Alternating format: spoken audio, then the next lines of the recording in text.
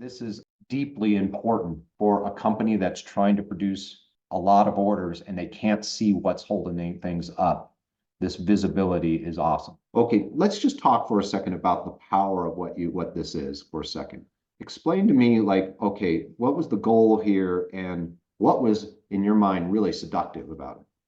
The goal was to identify work orders that were at risk, plainly put. So Meaning that they didn't think that they could fulfill on because they didn't have sufficient raw materials or other elements?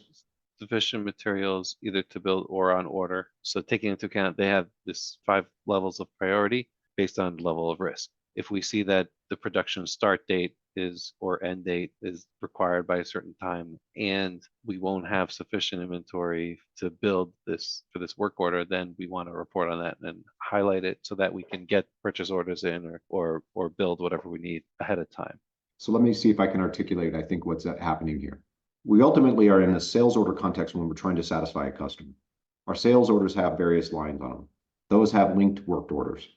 The work orders can be complex because they might have their work orders as well because we have to go through an assembly process. We're concerned about delivery to our customer. The sales order really can only see the finished good delivery part. We need something that helps us dig down into the detail to find the areas that look like they can't get fulfilled.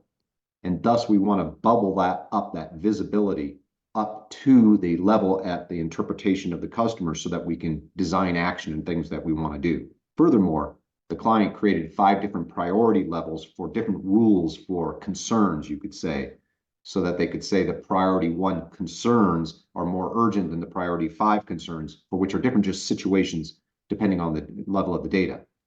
What you're showing right now on screen is basically the first level.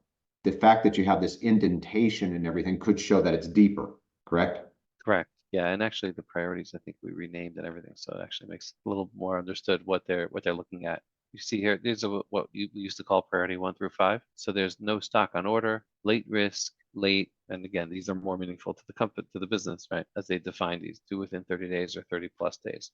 We see here that there is an item that, first of all, we do see the multi-level where 1756 is the top level work order, and from that work order we have other work orders here, right? So we have 2 other work orders, 579 and 580 that were created.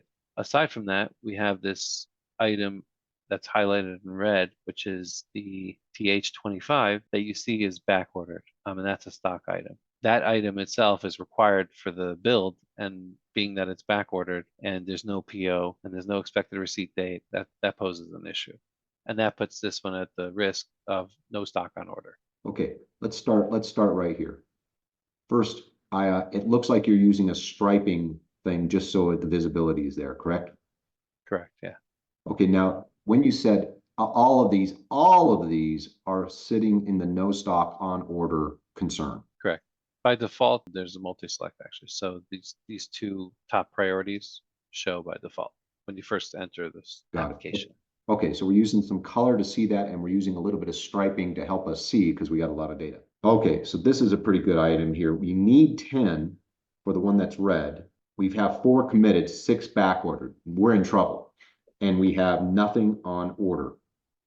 This is a really good example of they can't deliver, and they can't tell when they're going to deliver because they have nothing on order. Let me just look at this one real quick. Let me see the story here. Now, this is one that was late risk. This is the one late risk. Yep. So let me tell the story here. This one is showing a multi-level work order. The item that is of concern is the 14173. It effectively has 0 committed, 4 on back order, but it has on order 8 through purchase order, expected delivery date 410. So you can begin to see that that's what's holding up the scheduling. And the sales order is 49. 49. So will they have enough time to produce it? They're going to be late. That totally makes sense. It doesn't show how much production time is needed, but in theory, if you said it does arrive on 410, in theory, you could say, well, let's start production on 410 or 411. Maybe it takes a day to do it. We could actually maybe deliver it on 411, 412. Something like that. This is seductive. Great. And you've been refining this now, just little refinements as we go? Mostly, yeah, defining or redefining the the priorities and how work orders might elect to be categorized under one versus the other. I see the value of it. Great. That's really great work, Ellie. Thank you. Let me.